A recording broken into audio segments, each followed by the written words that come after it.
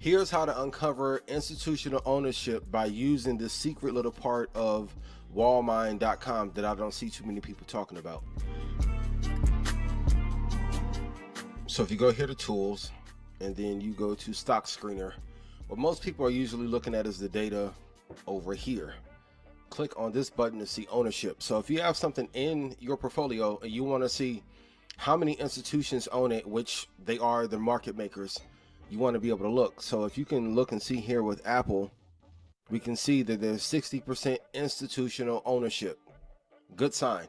Usually 55% and above is amazing. You don't want 100% institutional ownership, but 55 and above is great. Microsoft, 72% ownership is great. So what that is telling you is that municipalities, big hedge funds, prop firms believe if I put my money here, this will be safe. Therefore, as a retail investor, if these companies are doing that for safety, you will be able to have safety on your own as well. If you look at Facebook, you can see that there's 80% ownership. Yes, my love. Up. Yes. Green means up. Yes. And red means down. Okay, Don't so forget. so if we look at this one right here, LVMUY, you can see the small ownership. Also, if you hit this drop down button here, you can see something that's very interesting. The ones that are 100% institutional ownership, I don't like those. And then you can also see which ones have no institutional ownership. So let's take company ERA and let's look at the chart. And if we look at this chart right here, we can see this 5 years worth of data had an explosive move here, 2019, and then it slid down. I don't like companies that have this volatile kind of move. If the stock is not consistently trending to the upside, I don't love it. And let's go look at all. So you can see that it had this previous high in 2014. For those of you that are into support and resistance, into technicals, you can see the previous high was up here 34.19. When it had the spike, 34.19, broke a little bit above it and came back down. Now, for those of you that would trade something like this, right?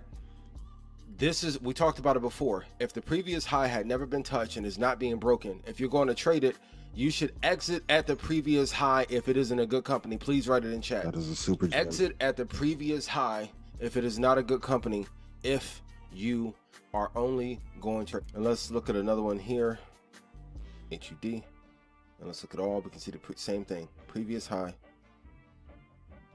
was in 2011. This is not a good investment. Great. And we've been slowly sliding down, and you can see there's a correlation between the upward or downward movement of a stock in comparison to the institutional ownership that it does have. So like if we go look at Facebook, we can see here the Facebook's been growing. This is the yearly open we talked about before with that pink line. The yearly open, they opened at 274.78. They're at 354.70 as of this recording. Upward movement because there's safety there. Please put in chat, I'm going to invest my money into safe companies that will give me a return. And since the NCAA uplifted is ruling, college athletes, I want to tell you, Red Panda wants to sponsor you this season. So if you're a top athlete in basketball, football, or soccer, please email me at ian@joinredpanda.com, and I would love to help you and sponsor you, and not only sponsor you, but to put you in the stock club for free if you are a sponsor athlete, so I can make sure if you make it to a higher playing level that you will never be taken advantage of. Now, this is the real underlying reason why most people don't become rich from investing, even though they say they want to be. And don't worry, to the person who sent this, I won't put out the entire segment, but I was having a interesting dialogue and got a great email, and this is why it's important for you to read Money Master the Game and Market Wizards, because the underlying reason why a lot of people don't get to where they want to be in investing and trading is because of the other things, the subconscious or internal conflicts that we face.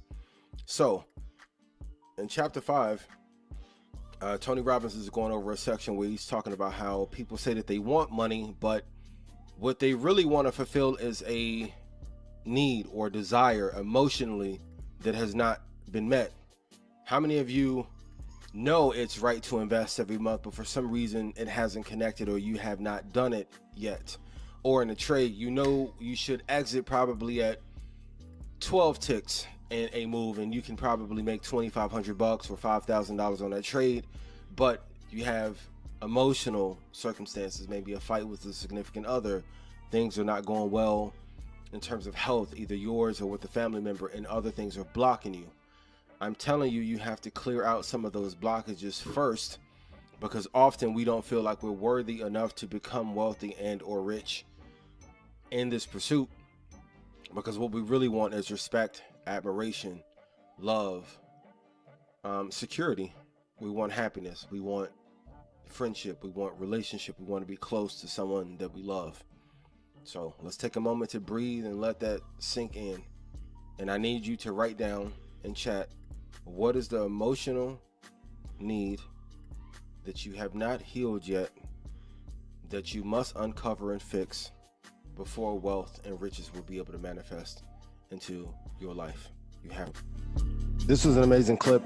This guy said, without the title of father, dad, great employee, great friend, who am I? And often we don't know who we are when those titles are stripped away. So I want to ask you guys a question. When that is stripped away, who are you actually? Because sometimes we get so wrapped up in just being great dads, great people, great business people, we actually forget who we are as actual people when those titles are removed away. And once we know that, we're able to execute a hell of a lot better in other areas of our lives, so we're able to manifest the dreams that we really want to come true. Western society has made us think of ourselves as these titles, but we're people outside of those individual entities, and we have to remember that as we are on this journey of investing. Let's take a moment to let that breathe and let it sink in. The question I have to ask you is, when you strip all of those roles away, who are you for yourself? And if you do not know, you have to go back to a childlike state and ask yourself, what did you like to do as a kid? What were your dreams? And what did you aspire to do in those moments? Because often, as stated, we get wrapped into the title of being father, parent, husband, son, daughter, nephew, niece, grandchild. But that does not really state or accurately describe who you are as a person. On this journey, and the reason I'm saying this is because I don't want you to have a false illusion that once you get to the amount of money that you want to make and or earn, that all of a sudden all of life will be great. For those of you that have hit some of your annual income goals, did you not at the end of it feel like, damn, is this it?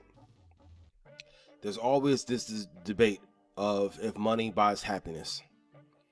Money will not give you purpose, it will not give you completion, it will take away some stressors. But until you identify what you need in order to be happy, and humans are happiest when they are making progress towards the goals they set out for themselves. Until you identify that, you will always be on a roller coaster of trying to find joy, which is different from happiness and or peace. My graduates from my school being Forbes, bag drop. Bag drop. A mic drop, bag drop. Bag drop.